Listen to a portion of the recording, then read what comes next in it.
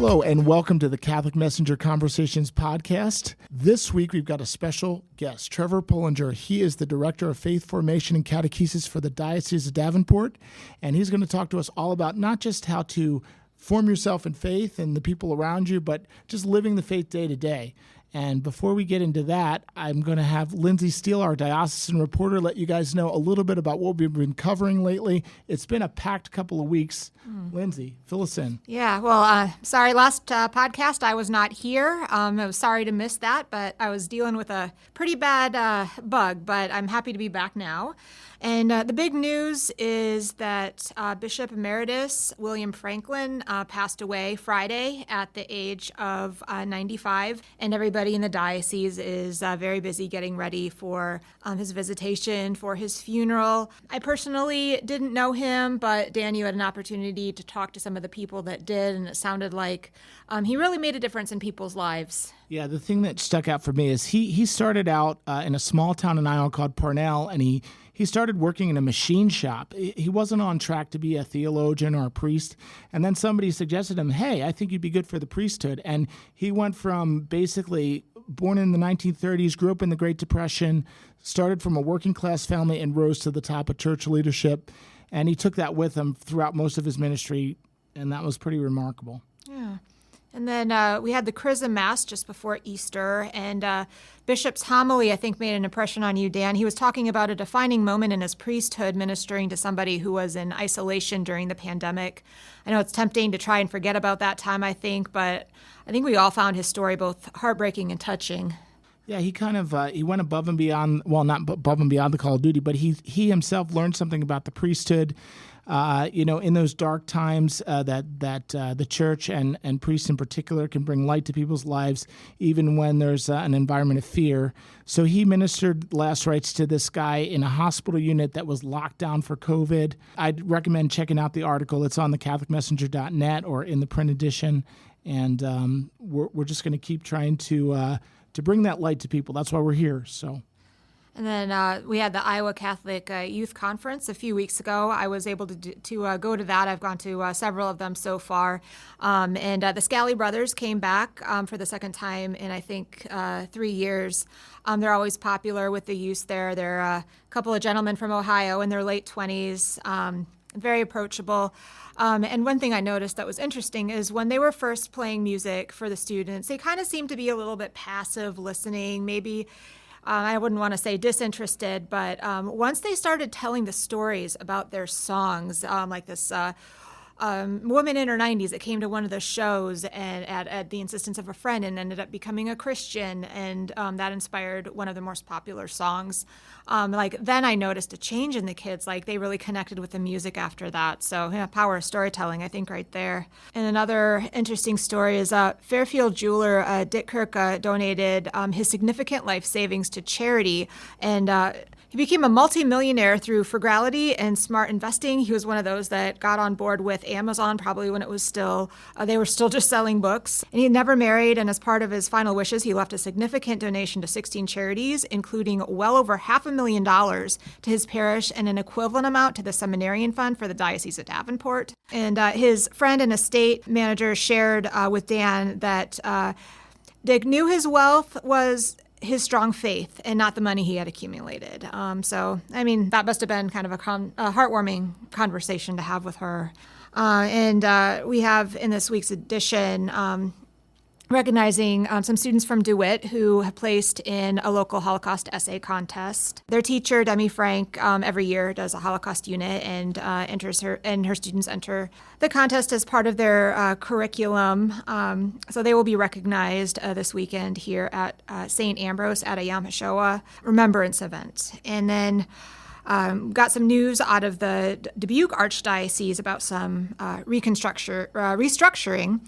For those who are unfamiliar, the Archdiocese includes some of the major Iowa metros of Dubuque, Ames, Cedar Rapids, and Waterloo, and a lot of smaller communities like the one I personally grew up in that was just an hour north of Cedar Rapids. We didn't have a Catholic church in Maynard, where I'm from. There were only about 400 people living there, so we either had a choice of going 8 miles to Olwine or about the same distance to Fayette, and Dan's still technically technically lives in the Archdiocese, so we've adopted him here. So I know that there were some familiar towns for both of us mentioned there. And obviously our diocese makes its own decisions when it comes to parish planning, but I do know we have a number of readers who began subscribing after the Archdiocesan paper there shut down. And changes will change, but I'm hoping for the best for everyone there. And then the last thing I have, an upcoming article, hasn't run yet, is the annual Iowa Religion Bee. Regina in Iowa City hosted that, and I have access to the questions that were asked at the Regina Bee, and I am going to quiz Dan to see if he knows this one. Are you smarter than a 6th through 8th grader? Probably not, but I do watch Jeopardy at times. Okay. So I was reading through this one. It stumped me. Maybe it'll stump you. Which gospel writer, symbolized by a winged oxen, also wrote the Acts of the Apostles? Oh my gosh. I know that there's symbols for all 4 gospel writers. I've seen them in churches and things like that. I'm just going to have to make a guess. Matthew? Do you know this one, Trevor? Trevor, do you know who? Isn't it Mark? It's actually Luke. Oh, that's right. Oh, Luke. Okay, wow. Okay. So, yeah. That was only the 9th question. I'm guessing a lot. The kids, they could get 3 wrong before getting eliminated. But yeah, they have a state competition coming up next month, and it'll be live streamed. So we'll be sure to share the link for that for those who want to tune in and see if they know as much as a middle schooler. Well, there you go. Well, see, that just shows that even though we're fully grown adults, we still need faith formation, right, Trevor? Absolutely. So let's lead into you. Trevor, tell us a little bit about yourself and also your ministry, what you do for the diocese. Sure. So I am the director of the Office of Faith Formation, and I coordinate catechesis for the diocese.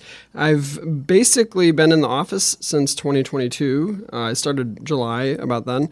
And really, it's been kind of a little bit of transition ever since with, at that time we had Bishop Zinkula, and then he transitioned to the Archdiocese and welcomed Bishop Walsh. And it's been a wonderful journey ever since arriving. And it's been really a learning experience all the way through. Before that, I served in a parish in Keokuk as a pastoral associate. And I also served as a parish life coordinator at a nearby parish there as well. Mm-hmm. So and you actually at some point in your life you told me you were considering a vocation to the priesthood or religious life. Yeah, you discerned out of that, and now you're a father. Could you tell us a little bit about that? Sure. So I went to Quincy University, and they had they still have wonderful friars on campus. They had a large community there, and really I befriended the friars there, and I felt a calling. Luckily, through good discernment, basically I had met Mrs. Pullinger, and we actually were very good friends first. We were best friends, which was the foundation for a beautiful relationship. We got married during college, and now we have 7 children together, which are blessings, and we're expecting our 8th mid-August. Okay. So we're excited for that as well. I can say I've known Trevor for probably most of the time that I've been here. I knew you when you were in Keokuk, so I think just at that time you had your 2 old. I think you had your 3 oldest, so it's been cool to see your family grow. And they live near the Chancery, so we see them from time to time. Mm-hmm. Usually you'll see me walking because it's a good green way to go, right? Yeah. And Trevor, I think like being a father, but also being someone who knows the faith. Could you just say a little bit about what your office tries to do for families? How do you try to, one of the biggest concerns for parents, I guess, is teaching their kids the faith and then passing it on, like when they're adults.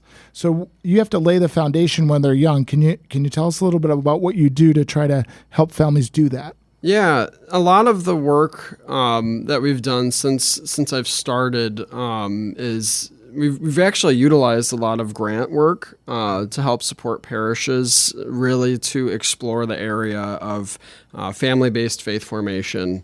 And essentially what that means is that parishes really become then good stewards and helpful aids in supporting parents in their role as first teacher of the faith to their children. It's hard to be the first teacher of the faith, though, if you're unsure as a parent, and that's a common experience.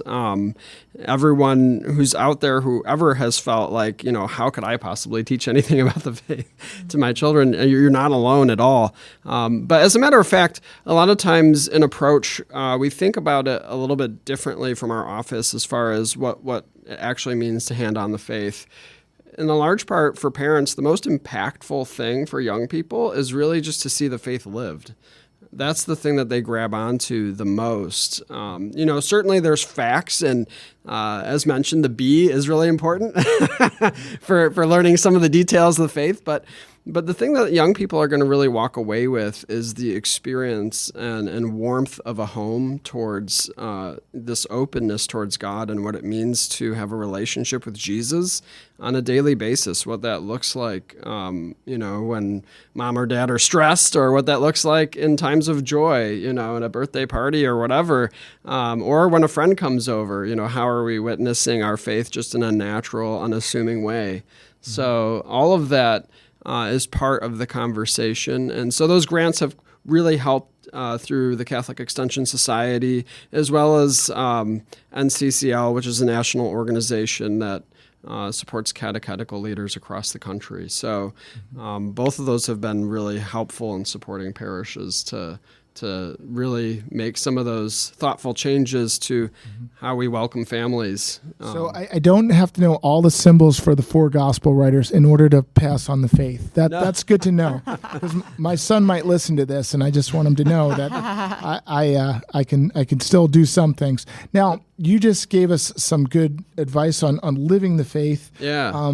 You guys also do some events to help bring people together at different ages. I know Lindsay mentioned the youth conference that happened recently.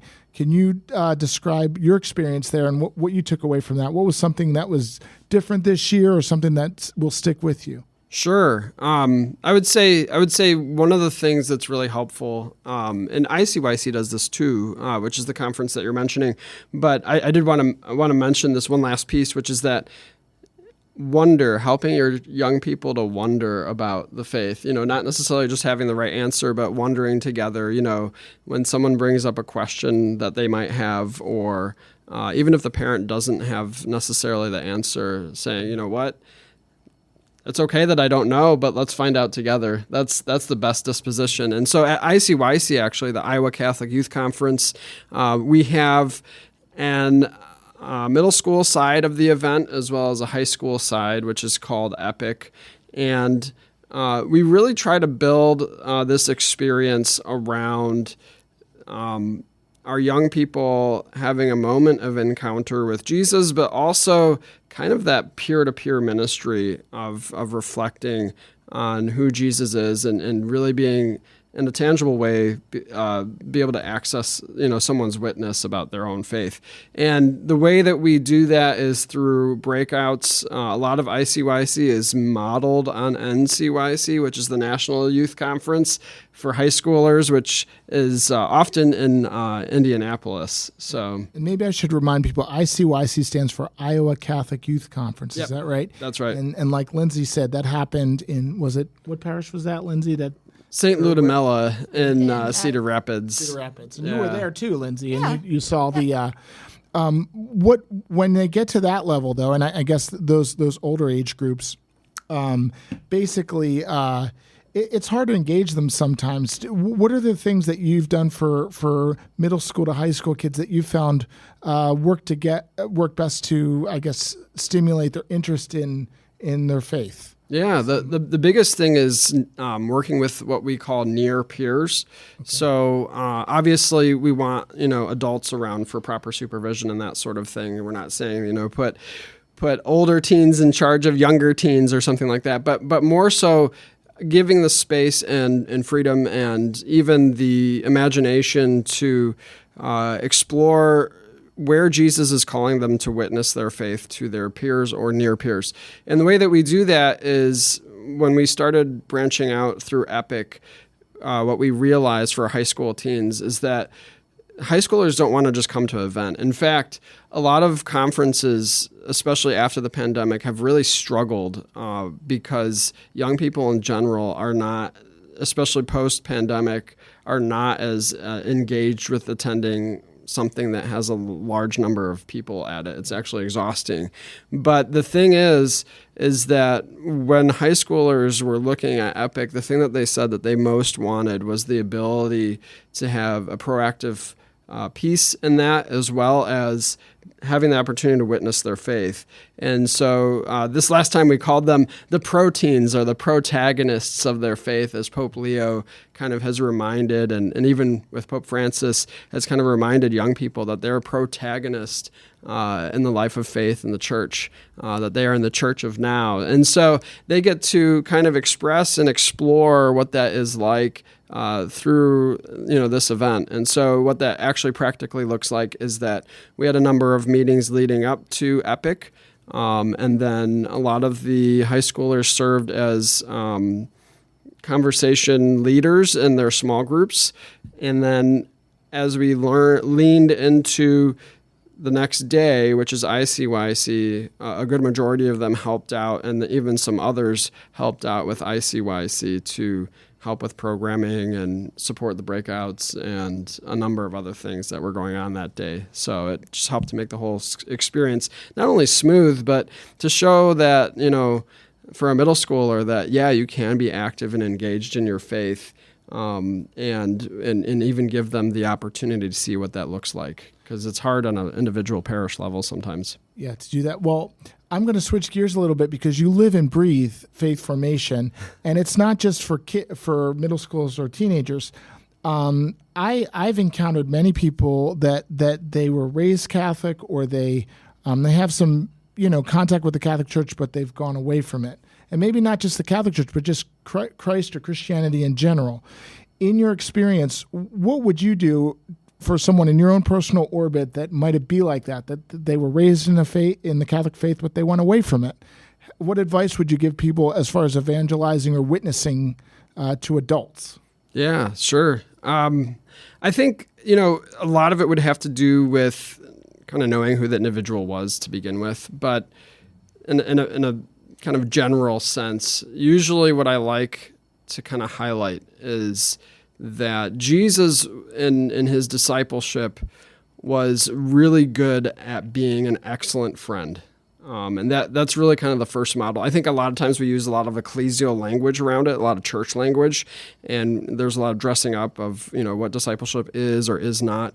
But when we get down to it, what is it like to be a good friend in this circumstance? And then on top of that, how do I show up for this individual in a way that, I'm not expecting something out of it, but really in a genuine way, I want to pray for them and hope the best for them. And through that witness and continual witness is hopefully that you become Christ for that individual, not that, you're trying to debate them or something like that. Because oftentimes, and I know this, I've done this myself and made it a mistake so many times where I try to debate them into the faith. And oftentimes that's not helpful. But when they become, when they turn around and have a question and you're ready for it, that always helps.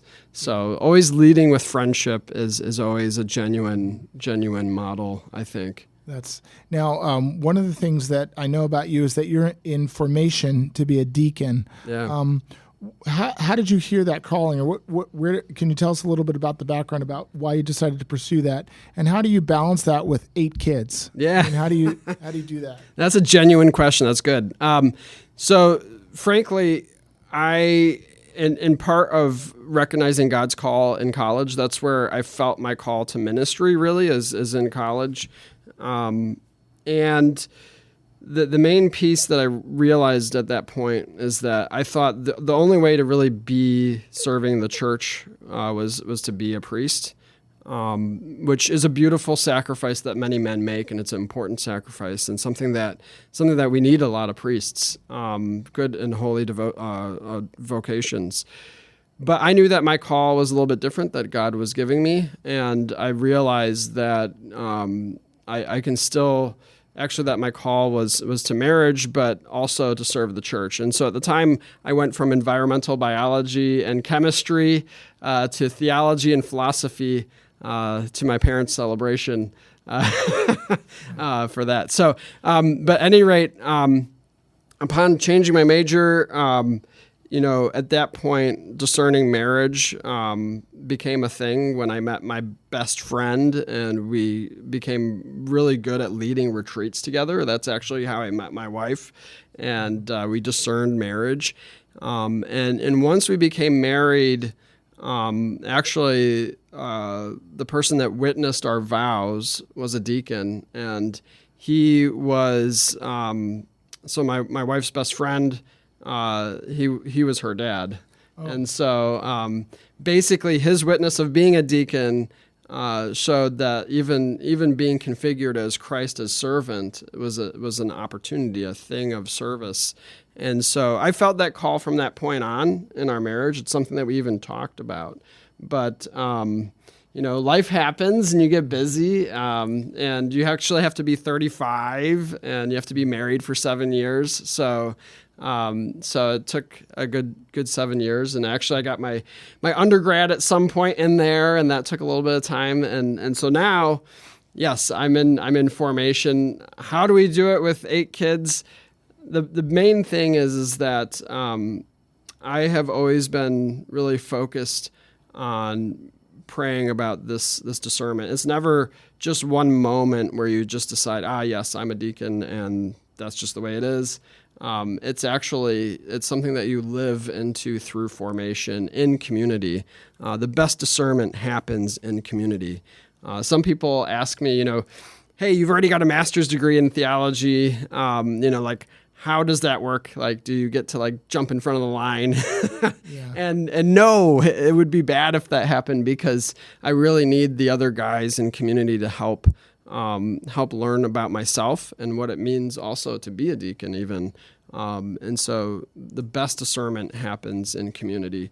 And the way that it's balanced is, honestly, if it wasn't for the support from St. Paul's, which is the community that we belong to locally, the parish that we belong to, we wouldn't be able to do it, So we have helpers who watch some of our younger ones. For those who don't know, your wife goes through the program with you. Yeah. So Jesse's there at class with me each weekend, and actually she's working towards her master's as well. Oh, okay. So that's part of the deacon, deacon formation. Yep. Yeah. And so you have to have people to help babysit. You have to have time to study outside of the program. That's a big commitment. Yeah, it helps. I'll be completely honest. I have a little bit of an unfair advantage in that I've mastered my studying skills. Oh, okay. As far as reading and that sort of thing. So if you are discerning to be a deacon, one of the best things you can do is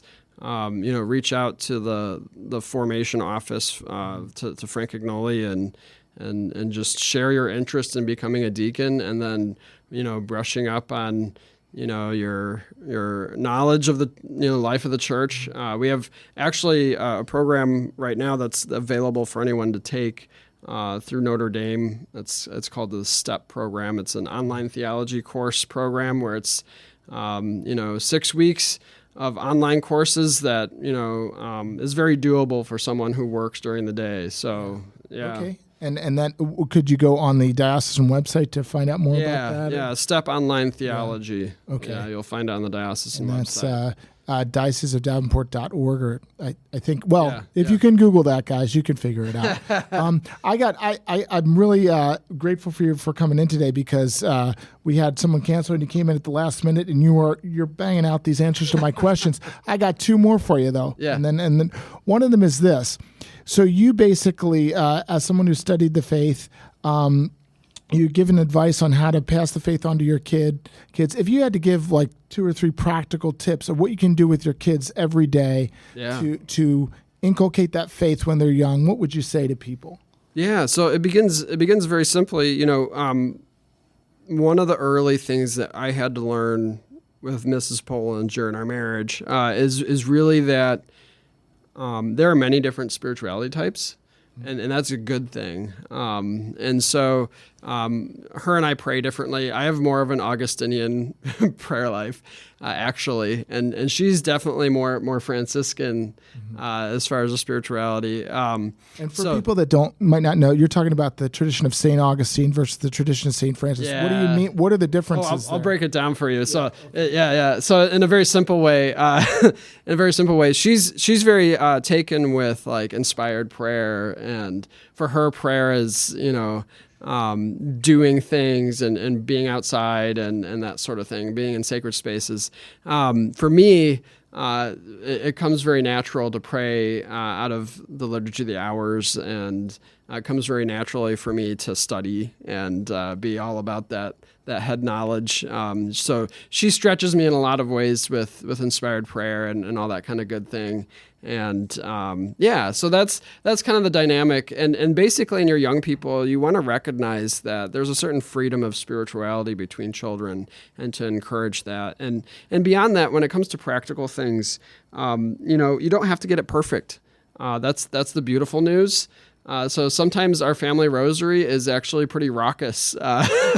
And sometimes we end at the second decade and we gave a good effort for Mary today, and this is where we're at.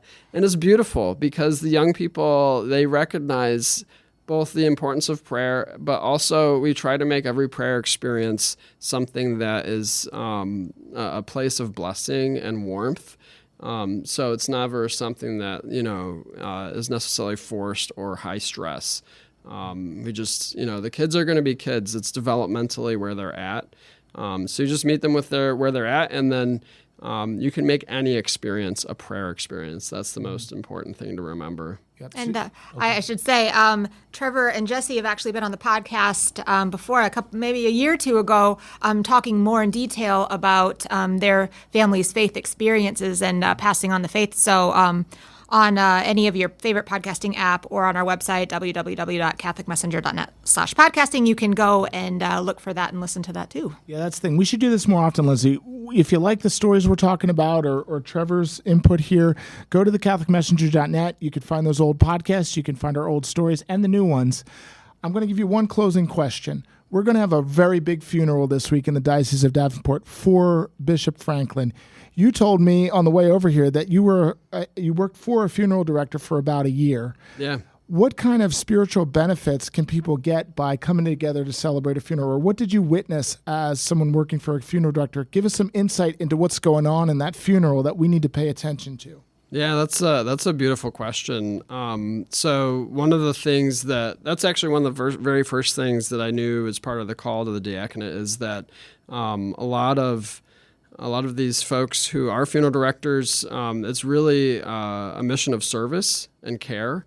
So attending a funeral, first and foremost, is always something really about being in community and walking together with those who are grieving and together as a Christian family through this experience. So it's both a ministry that you enter into, but also being open to be ministered to on the part of grief.